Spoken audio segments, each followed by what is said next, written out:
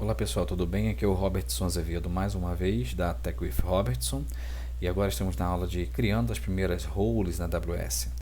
Nesta aula nós vamos seguir aprendendo mais sobre o IAM e vamos fazer como exemplo duas roles além de explicar o que são roles. Roles nada mais, nada menos, na tradução seria função, tá?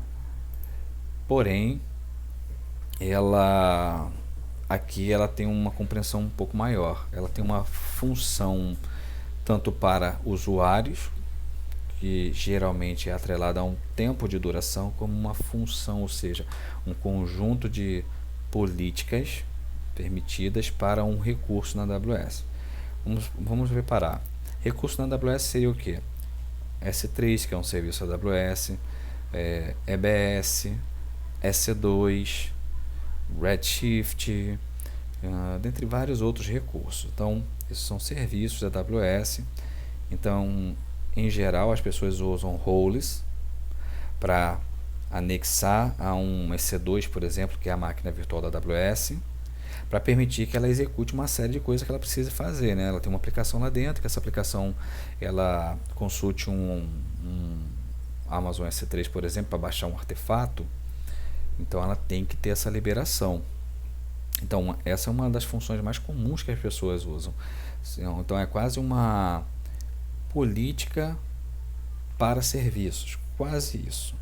Se não fosse também a outra utilização dela muito comum de permitir que pessoas tenham funções específicas e possam mudar o seu perfil, ou seja, a sua função, diretamente na sua tela, no seu navegador.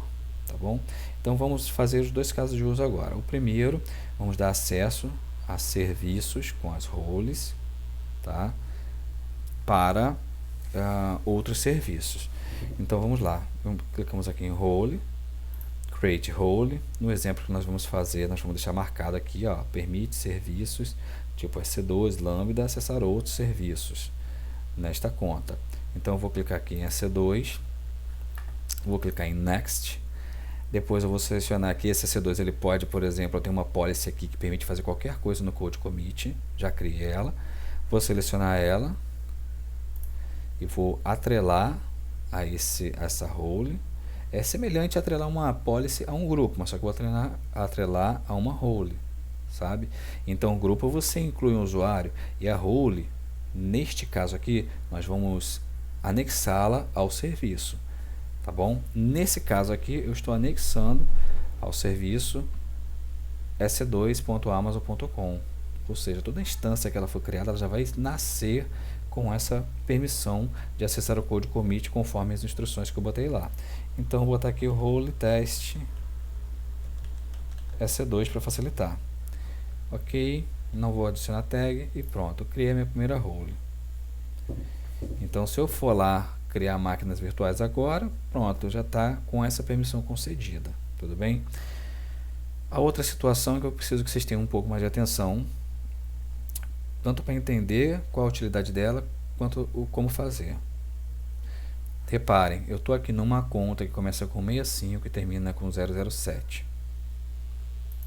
A missão é a seguinte, eu estou com outro navegador aqui, que esta outra conta, quem administra essa outra conta aqui, que é de final 1166, ela possa acessar aqui também, ela possa executar funções aqui.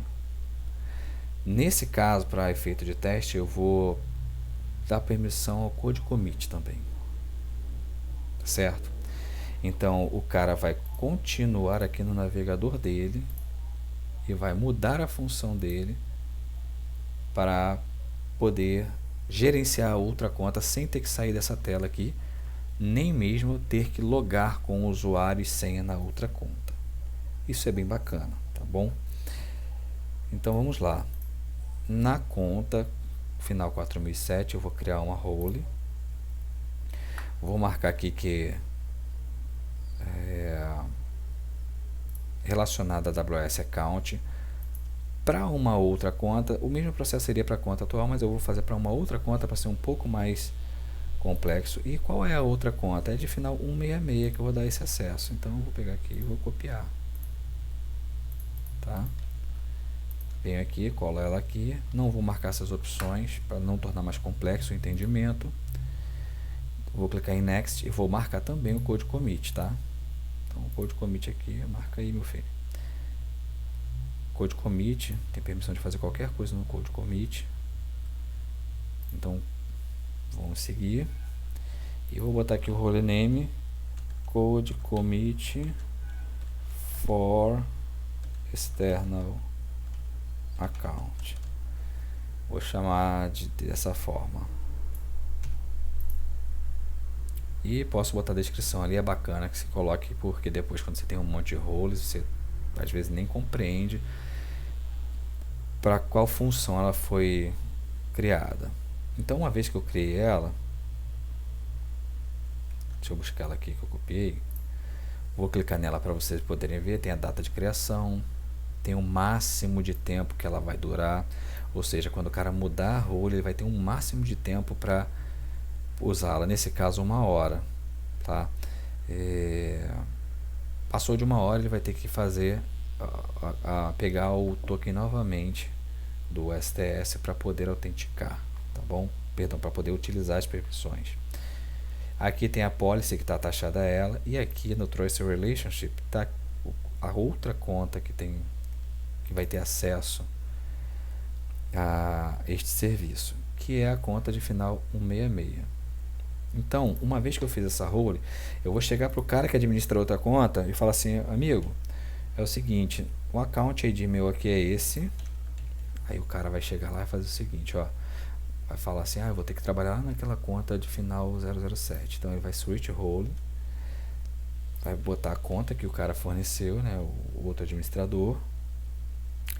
E o outro administrador vai ter que fornecer também qual é o nome da role que ele vai assumir. E aqui, lembre-se que esse navegador está na conta final 166. Eu vou botar aqui conta financeiro Code Commit para facilitar o entendimento. Eu vou marcar ela como essa corzinha aqui e mudar a função. E pronto, embora eu esteja no navegador que eu estava previamente logado com a conta 166, você repara aqui que mudou, ó. Mudou, tá com a cor que eu escolhi, tá com o nome que eu dei de apelido para essa role. Essa função que foi utilizada foi a STS assume role, ou seja, eu vou assumir a função que me foi concedida, né, com as permissões que me foram concedidas. Então, se eu clicar aqui de volta, eu posso clicar aqui em Switch Back para voltar para a minha conta 166, ou eu me mantenho aqui nessa conta 4007. Como eu coloquei lá somente acesso ao Code Commit, então repare uma coisa, eu já estou no Code Commit aqui por acaso, eu vou clicar aqui em IAM, lembra que eu tinha acesso ao IAM? Olha o que vai acontecer. Como eu estou com essa função, ou seja, eu virei o usuário lá da outra conta, tá? Com aquelas permissões, eu não tenho mais acesso. Agora, se eu voltar para o Code Commit, que é a permissão que eu tenho, vai funcionar de boa. Agora repara, vamos fazer um outro teste. Eu posso criar um repositório, por exemplo. Vamos fazer um outro teste então. Eu vou voltar lá na outra conta e eu vou chegar aqui nessa role e vou adicionar uma outra permissão. Vou fazer o seguinte, eu vou adicionar de admin para ela. Aí eu vou adicionar essa permissão braba aqui para ela. Tem que ter muito cuidado nesse quesito, tá? Porque um erro aqui pode ser fatal, né? E beleza, agora está com o Administrator Access. O que acontece aqui agora? Será que eu vou conseguir acessar com o IAM?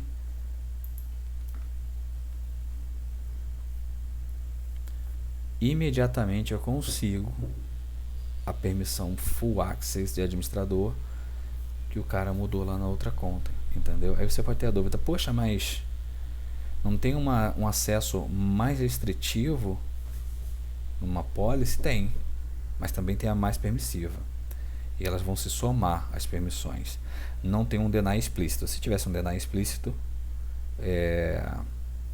obviamente, nós não teríamos acesso ao IAM, Nós poderíamos colocar lá, por exemplo, para testar, colocar lá, dizer que o EM tem um deny. E aí você acessar outras coisas, mas quando ele batesse lá na avaliação de regra, visto que você tem para o IAM um deny, mesmo que você tenha usuário administrador, você não ia conseguir acessar, tá bom? Então, por essa aula, que é uma aula um pouco complexa para mim, no meu entendimento, eu vou encerrar, vou tentar tratar com outros exemplos, exercícios com vocês, mas espero que tenham gostado, peço que vocês possam aí clicar no gostei, dar um like, compartilhar com seus amigos, assina o canal, bota aquele sininho lá, vocês vão aprender muito aí para trabalhar no dia a dia e criar suas próprias soluções para administrar usuários. Muito obrigado a todos, tenham um excelente dia.